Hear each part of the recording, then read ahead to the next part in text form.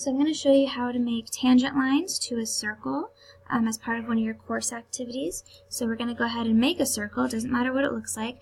I like to start somewhere in the middle and then drag it out to somewhere down below at the bottom part of the circle. It'll just help us later. And then we're going to make a point that is going to be the beginning of our tangent. So I'm going to do it over here because I have some space. Okay, so we're going to be finding the tangent lines from this point that hit the circle exactly one time on both sides. So to start, we're going to draw a segment between the center and our point.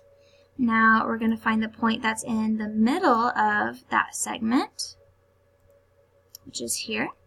Now we're going to take our circle tool again, and our circle is going to have a center at this midpoint, and it's going to go through to the center of our original circle, also that point there. And now what we're going to do is find the intersection of these two circles. So I'm going to do that by clicking on point, intersect. So I'm going to click on the two circles. Those are my two intersection points.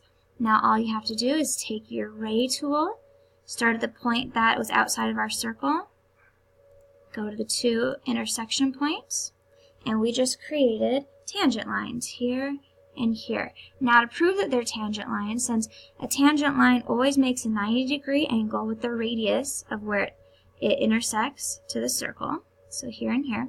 So if we draw segments from here to here and here to here, and we measure these angles, they should be 90 degrees. So we're going to go to our measuring tool. Okay, we're going to click on that angle. So if it's 90 degrees on that side, then it's 90 degrees on this side too. It doesn't matter that it's not in there.